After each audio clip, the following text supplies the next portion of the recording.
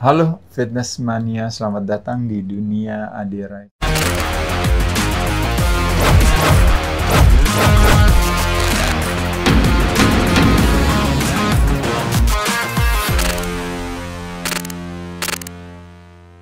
Kali ini saya mau membahas sesuatu ya. Sebenarnya ini hanya lebih kepada nggak sengaja saya kepikiran soal yang namanya, kebetulan waktu itu ngebahas soal yang namanya tracking kalori. Tapi saya akan perpanjang lagi, ini lebih saya rubah jadinya tracking perilaku aja ya. Nah, ini sebagai sebuah, kalau kita punya tracking ini sebenarnya kayak semacam metode ya. Untuk kalau istilahnya mungkin reminder atau pengingatan kita untuk bisa dijadikan sebagai satu, apa ya kalau istilahnya itu ya, mungkin SOP gitu ya bagi kita untuk kalau kita nanti melenceng kita tuh diingatin gitu ya. Nah, yang mau saya sampaikan teman-teman di sini adalah sebenarnya kita mesti harus ada sedikit take it easy sama diri kita sendiri, teman-teman sekalian. Maksudnya apa? Jadi saya mempropose kepada teman-teman ya, ketimbang daripada kita men-tracking si kalori atau perilaku kita itu dalam satu hari, nah saya propose-nya sama teman-teman ya, gimana kalau kita men-trackingnya dalam 1 minggu. Nah, alasannya apa teman-teman sekalian? Alasannya adalah karena kita sangat sulit untuk bisa mempunyai sebuah kepastian bahwa kita bisa bayar utang dalam 1 hari gitu loh.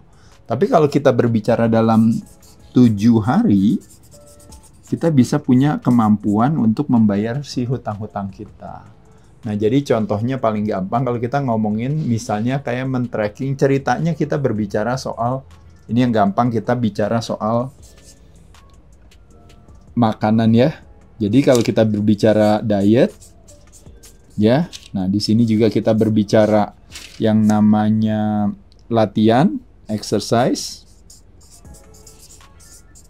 Nah, ini kita berbicara yang namanya istirahat. Kalau kurang istirahat itu disebut dengan namanya biasanya under recovering. Kalau kekurangan exercise disebut dengan namanya under training. Atau kebalikannya bisa juga over training. Ya. Nah, kalau diet kita terbagi menjadi ada yang namanya, yaitu adalah dietary. Ini ada yang namanya time. Ada yang namanya kalori. Restriction. Tapi kalau kita mau ganti kata restriction ini, karena restriction itu ada nuansa apa ya, keterpaksaan di sana, ada sedikit perlawanan hati karena di situ ada keterbatasannya, kayak ada di restrict gitu, dibatasi gitu. Nah, jadi saya sebut aja jadi namanya manajemen ya. Manajemen. Nah, jadi dietary management, time management, dan calorie management. Nah, di sini saya mau sampaikan sama teman-teman, mungkin nggak dengan kesibukan masing-masing ya, contohnya Des misalnya. Ceritanya kita ngomongin time management. Kan ceritanya Desi biasanya, oh ya saya puasa 16 jam, kadang-kadang 18 jam. Sekali waktu sibuk banget, akhirnya gagal total deh puasanya kita, bener gak? Akhirnya cuma bisa puasanya cuma 12 jam atau bahkan kurang dari 12 jam. Bisa gak terjadi? Bisa aja. Bisa terjadi. Bisa gak terjadi kita ternyata hari ini karena Desi sangat sibuk, akhirnya jadi makannya jadi kebanyakan. Bisa gak? Bisa. Jadi kalorinya berlebihan, gak sesuai dengan kebutuhan kita yang kadang-kadang misalnya average anggap aja di 2000. Kenapa kadang-kadang kita sebut 2000? Karena kan itu kan tergantung daripada apa. Ingat gak teman-teman? Yaitu adalah pertama BMR kita. Kedua yang namanya non-exercise activity thermogenesis. Ketiga yang namanya exercise activity thermogenesis. Dan keempat yang namanya kalau istilahnya thermic effect of food. Nah, jadi Teman-teman kita bisa lihat di sini. Kalau BMR yang nggak kemana-mana karena komposisi tubuh kita nggak jauh-jauh ada di sana ya. Rumusnya adalah berat badan dikurangi berat lemak sama dengan LBM dikalikan 22. Nah, nanti ketemu BMR-nya. Nah, non-exercise activity thermogenesis udah pasti dia naik turun. Bener gak, Des? Iya, betul. Bisa gak kalau hari ini lagi aktif ini Desinya banyak gerak, banyak jalan, betul kan? Betul. Tapi sekali waktu besoknya Desinya diem terus di belakang meja, nggak banyak, ya. Bisa. Jadi ini pasti akan berpengaruh juga di sana. Lalu contohnya misalnya, nah hari ini olahraganya rajin atau mungkin ada waktu buat berolahraga dengan kualitas intensitas yang baik. Tapi besoknya ternyata enggak, bisa nggak berubah-ubah ya? Berarti bisa ini apa? Nah begitupun juga dengan thermic effect of food, ya kebanyakan kita kan prioritas protein dong, bener kan? Tapi kali ini nggak ketemu protein nih hari ini karena kebetulan sibuk teman-teman kerja, meeting ini apa, aduh akhirnya makan proteinnya terlalu rendah, akhirnya otomatis berpengaruh juga ke sini. Tapi secara umum ini semua kira-kira anggap aja misalnya ceritanya di 2000 kilokalori ya. Kayak kemarin ceritanya. Taunya sekali waktu bisa nggak memenuhi ini atau kelebihan ya. Nah, jadi poin saya di sini sebenarnya saya nggak akan lama-lama ngobrol di sini teman-teman sekalian. Membayangkan kalau teman-teman semua trackingnya setiap hari, teman-teman stres nggak? Iya. Pasti stres. Bener kan? Setiap hari harus nimbang, lihat berat badan. Aduh, kok berat badannya ini gitu ya. Jadi kesel. Jadi nanti akhirnya hari itu jadi repot. Nah kita teman-teman, saya mempropos untuk kenapa 1 minggu memberikan kesempatan kepada kita untuk apa? Untuk bisa lebih take it easy dalam hal kalau seandainya dietnya ini ternyata bisa jadi punya permasalahan di mana pilihan makanannya ternyata yang nggak bagus, penyajiannya nggak bagus. Kebetulan puasanya kok nggak sesuai ya. Kadang padahal kita kan udah strategi nih ya, puasanya kan udah bener ya. Nanti saya dari 13-15 nanti saya mau naik ke 18, ntar saya mau naik ke 24, mau saya turun lagi ke ini, atau saya bahkan mau naik ke 36 dan sebagainya kan. Tapi ternyata gagal tuh, nggak berhasil gara-gara kesibukan kita. Dan juga kalorinya juga kadang-kadang ya sama juga kayak tadi, kok kelebihan makanannya, atau enggak kebalikannya, kok saya kekurangan. Nah dengan kita punya waktu 7 hari, kita bisa membayarnya teman-teman. Sama juga kayak istirahat, bener gak? Kadang-kadang istilahnya 3 hari ini Desi sibuk banget, belum lagi ntar ngurusin anak ya Des ya, atau ini apa gitu.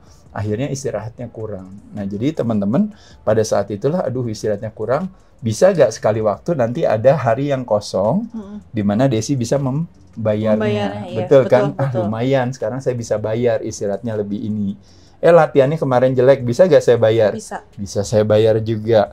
Dietnya jelek, sekarang saya coba dietnya sekarang lebih bagus. Kemarin makannya hancur banget, besok saya puasanya mau prolong deh, mau extended aja, bisa gak?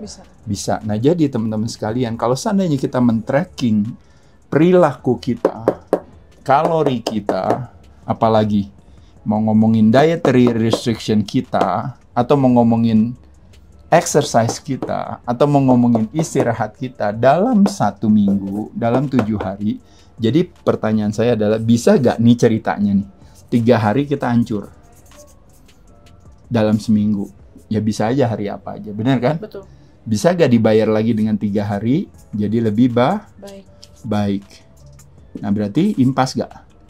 Impas. Belum ditambah 1 hari lagi ternyata kita bagus, akhirnya kita menang deh 4-3, bener gak? Iya.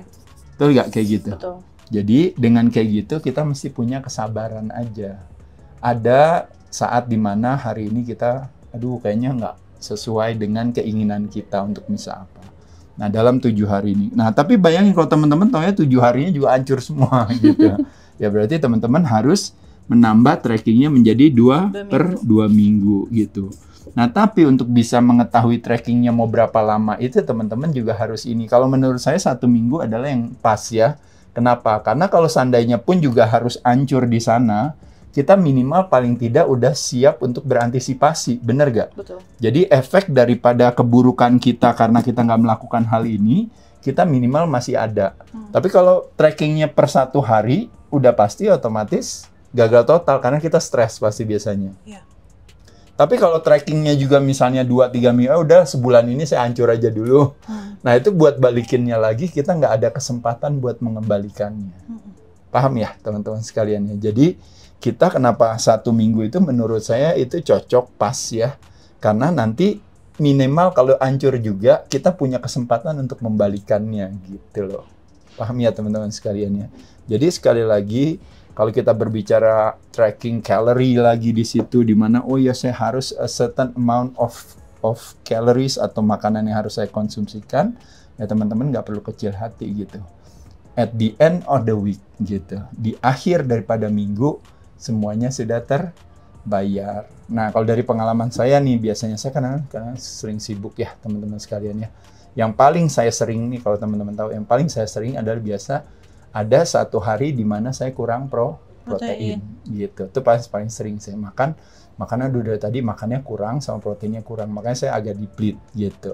Nah pada saat itulah saya pikir nanti besok saya bayar.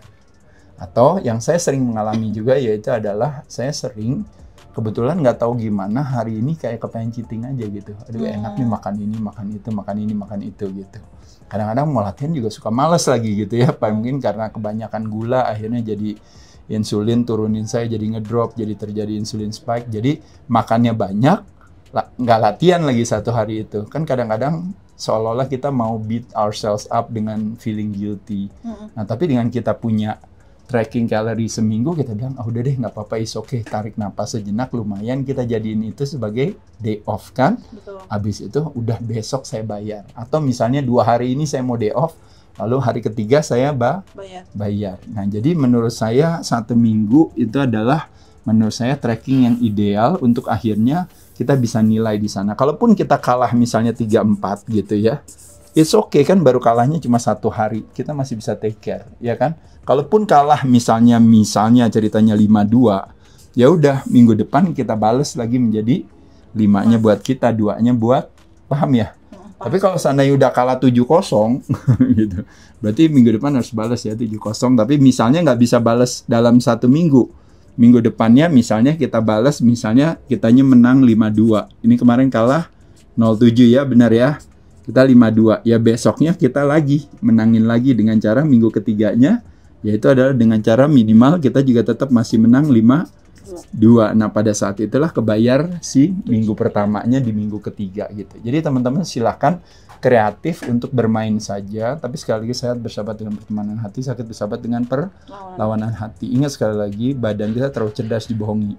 Jadi teman-teman harus punya yang namanya sebuah kreativitas untuk menjadikan proses perjalanan kita dalam pola hidup sehat itu harus menyenangkan gitu ya.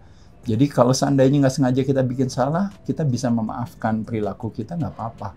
Nanti kita bayar gitu. Tapi juga nggak boleh membuat justify resentment, membuat alasan cerdas dengan bilang bahwa seolah-olah, oh ya ini sih masalahnya gini, jadi saya harus ini, lalu jadi akhirnya nggak olahraga, iya karena saya itu. Nanti terakhir-terakhirnya juga teman-teman akhirnya malah jadi sibuk membuat alasan-alasan cerdas, menyalahkan situasi, keadaan, membenarkan diri sendiri, tapi nanti yang komplain teman sendiri nggak mau gitu ya. Jadi ingat sekali lagi yang saya bilang, blame game, justify game itu selalu dikutuk dengan permainan komplain game. Jadi nggak mau menang dalam perdebatan, kalah dalam kesehatan ya.